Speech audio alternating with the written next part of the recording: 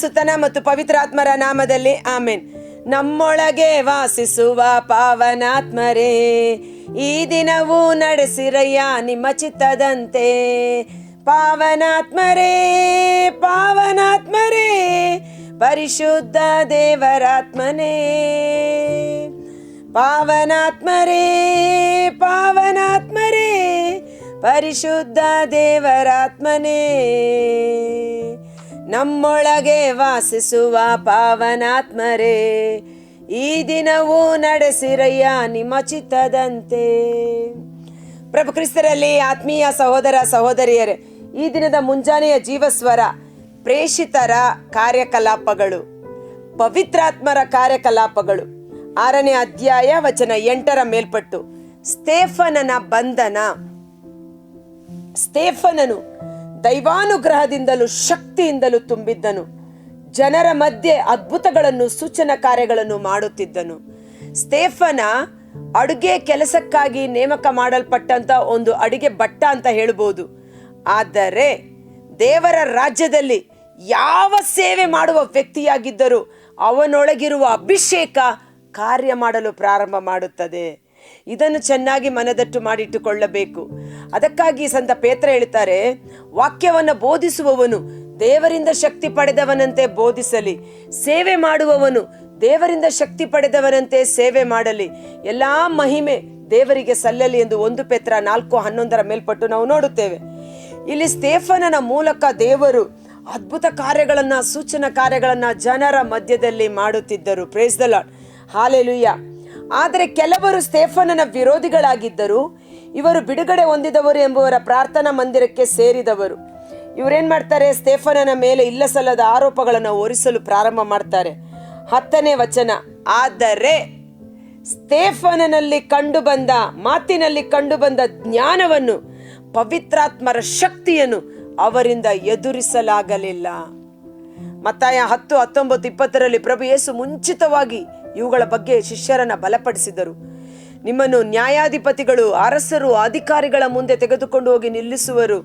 ಆಗ ಏನು ಮಾತನಾಡುವುದು, ಹೇಗೆ ವಾದಿಸುವುದು ಎಂದು ಭಯಪಡಬೇಡಿ. ಪವಿತ್ರಾತ್ಮರು, ನಿಮ್ಮೊಳಗಿರುವ ಪವಿತ್ರಾತ್ಮರು ನಿಮ್ಮ ನಾಲಿಗೆಯಲ್ಲಿ ಮಾತನಾಡುವರು. ಸ್ತೇಫನನು ಮಾತನಾಡಿದ ಮಾತಿನ ಚತುರತೆಯನ್ನು, ಅವನ ಜಾಣ್ಮೆಯನ್ನು ನೋಡಿ ಜನರಿಂದ ನಿಗ್ರಹಿಸಲು ಸಾಧ್ಯವಾಗಲಿಲ್ಲ. ಪವಿತ್ರಾತ್ಮರ ಜ್ಞಾನ ಅವನಲ್ಲಿ ಕಾರ್ಯ ಮಾಡುತ್ತಿತ್ತು. ಸಾಮಾನ್ಯ ಅಡಿಗೆ ಭಟ್ಟ ಇವತ್ತು ಅಧಿಕಾರಿಗಳು, ನ್ಯಾಯಾಧಿಪತಿಗಳ ಮುಂದೆ ನಿಂತು ದೈವಿಕ ಜ್ಞಾನದಿಂದ ಮಾಡುವಂತ ಅಭಿಷೇಕ ಪವಿತ್ರಾತ್ಮರ ಅಭಿಷೇಕವಾಗಿದೆ. ಆದುದರಿಂದ ಅವರಿಗೆ ಲಂಚ ಕೊಟ್ಟು ಸ್ತೇಫನ ಮೋಶೆಯನ್ನೂ ದೇವರನ್ನು ದೂಷಿಸುತ್ತಾನೆ, ಇದನ್ನು ನಾವು ಕೇಳಿದ್ದೇವೆ ಎಂದು ಹೇಳಿಸಿದರು. ಯೇಸುವಿನ ಬಗ್ಗೆ ಮಾಡಿದ ದೂಷಣೆಯಾದರೂ ಏನು? ಯೇಸುವಿನ ಮಾತಿನಲ್ಲಿ ಯಾವ ತಪ್ಪನ್ನು ಕಂಡುಹಿಡಿಯಲು ಸಾಧ್ಯವಾಗದ ಕಾರಣ ಇವನು ದೇವ ದೂಷಣೆ ಮಾಡುತ್ತಾನೆ ಎಂದು ದೇವರ ವಿರುದ್ಧ ಹೇಳಿ ಜನರನ್ನ ದಂಗೆ ಎಬ್ಬಿಸುವಂತೆ ಮಾಡಿದರು. ಇಲ್ಲಿಯೂ ಸಹ ಸ್ತೇಫನ ಮೋಶೆ ಮತ್ತು ಆರೋನರ ಬಗ್ಗೆ ತಪ್ಪಾಗಿ ಮಾತನಾಡುತ್ತಾನೆ, ದೇವರನ್ನು ದೂಷಿಸುತ್ತಾನೆ ಎಂದು ಹೇಳಿದರು. ಹೀಗೆ ಜನರನ್ನು, ಪ್ರಮುಖರನ್ನು, ನ್ಯಾಯಶಾಸ್ತ್ರಜ್ಞರನ್ನು ಪ್ರಚೋದಿಸಿದರು. ಸ್ತೇಫನನ್ನು ಬಂಧಿಸಿ ನ್ಯಾಯಸಭೆಯ ಮುಂದೆ ಎಳೆದು ತರುವಂತೆ ಮಾಡಿದರು. ಕೆಲವು ಸುಳ್ಳು ಸಾಕ್ಷಿಗಳನ್ನು ನೇಮಿಸಿಕೊಂಡು ಅವರಿಂದ, ಇವನು ಯಾವಾಗಲೂ ನಮ್ಮ ಪವಿತ್ರ ದೇವಾಲಯದ ವಿರುದ್ಧ, ಮೋಶೆಯ ಧರ್ಮಶಾಸ್ತ್ರದ ವಿರುದ್ಧ ಮಾತನಾಡುತ್ತಾನೆ. ನಜರೇತಿನ ಯೇಸು ಈ ಮಹಾ ದೇವಾಲಯವನ್ನು ನಾಶಗೊಳಿಸುವನೆಂದು, ಮೋಶೆ ನಮಗೆ ವಿಧಿಸಿದ ಸಂಪ್ರದಾಯಗಳನ್ನು ಬದಲಿಸುವನೆಂದು ಇವನು ಹೇಳುತ್ತಾನೆ, ಇದನ್ನು ನಾವು ಕೇಳಿದ್ದೇವೆ ಎಂದು ಹೇಳಿದ್ದರು. ಸುಳ್ಳು ಸುಳ್ಳು ಸುಳ್ಳು ಆರೋಪ, ಸುಳ್ಳು ಸಾಕ್ಷಿಗಳನ್ನ ನೇಮಕ ಮಾಡುತ್ತಾರೆ.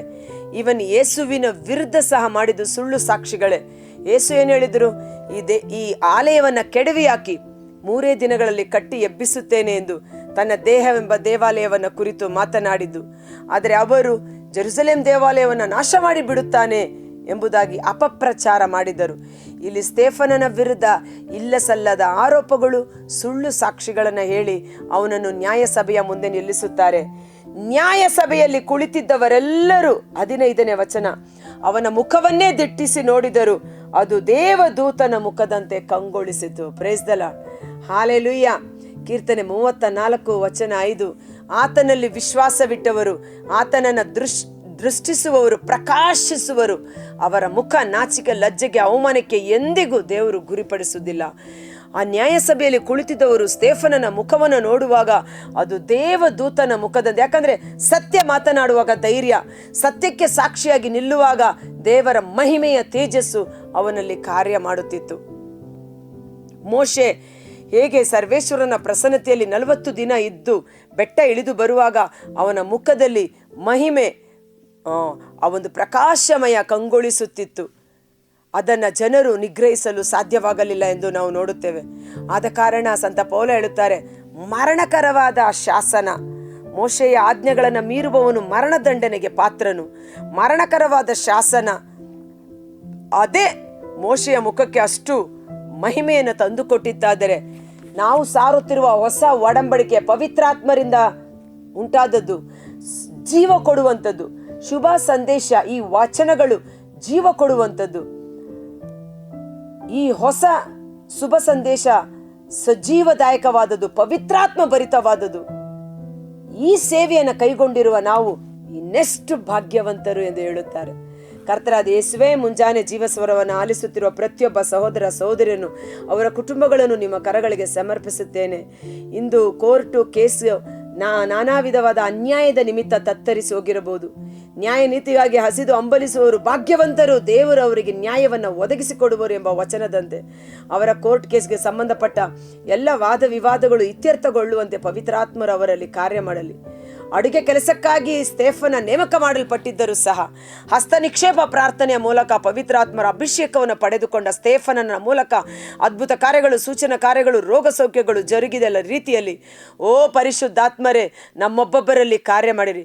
ಇವತ್ತು ಈ ಜೀವಸ್ವರವನ್ನು ಆಲಿಸುತ್ತಿರೋರು ಯಾವ ಕೆಲಸ ಮಾಡುತ್ತಿರಬಹುದು, ಅವರು ಯಾವ ಸ್ಥಿತಿಗತಿಗಳಲ್ಲಿ ಇರಬಹುದು, ಅವರು ಮಾಡುವ ಕೆಲಸದಲ್ಲಿ ಅಭಿಷೇಕ, ಅವರು ಮಾಡುವ ಆಫೀಸಲ್ಲಿ ಒಂದು ಅಭಿಷೇಕ, ಅವರಿರುವ ಕುಟುಂಬದಲ್ಲಿ ಒಂದು ಅಭಿಷೇಕ, ಅವರಿರುವ ಊರಿನಲ್ಲಿ ಒಂದು ಅಭಿಷೇಕ ಆ ವ್ಯಕ್ತಿಯ ಮುಖಾಂತರ ಉಂಟಾಗುತ್ತದೆ ಎಂಬ ಸತ್ಯವನ್ನು ಕಾಣುವಂತೆ ನಿಮ್ಮ ಮಹಿಮೆ ಅವರ ಶರೀರದ ಮೂಲಕ ಪ್ರಕಟವಾಗಲಿ.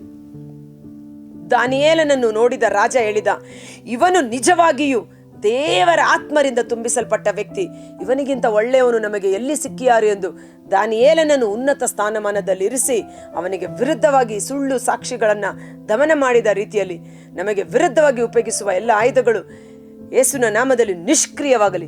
ದೇವರಾತ್ಮ ನಮ್ಮೊಂದಿಗಿದ್ದು ಜಯದ ಹಾದಿಯಲ್ಲಿ ಮುನ್ನಡೆಸಲ್ಪಡಲಿ. ದೇವರ ಮಹಿಮೆ ನಮ್ಮ ಮುಖಗಳಲ್ಲಿ ಪ್ರಜ್ವಲಿಸುವಂತಾಗಲಿ. 2 ಕೊರಿಂಥ 4ನೇ ಅಧ್ಯಾಯ ವಚನ 6ರಲ್ಲಿ ಕತ್ತಲೆಯಿಂದ ಬೆಳಕು ಉಂಟಾಗಲಿ ಎಂದು ನುಡಿದ ದೇವರು ತಮ್ಮ ಮಹಿಮೆಯ ದಿವ್ಯ ಜ್ಞಾನ ನಿಮ್ಮ ಮುಖಮಂಡಲದಲ್ಲಿ ಪ್ರಕಾಶಿಸುವಂತೆ ಮಾಡಲಿ. ಯೇಸುವಿನ ಅದ್ಭುತಕರವಾದ ನಾಮದಲ್ಲಿ ಪ್ರಾರ್ಥಿಸುತ್ತೇನೆ, ಆಮೇನ್.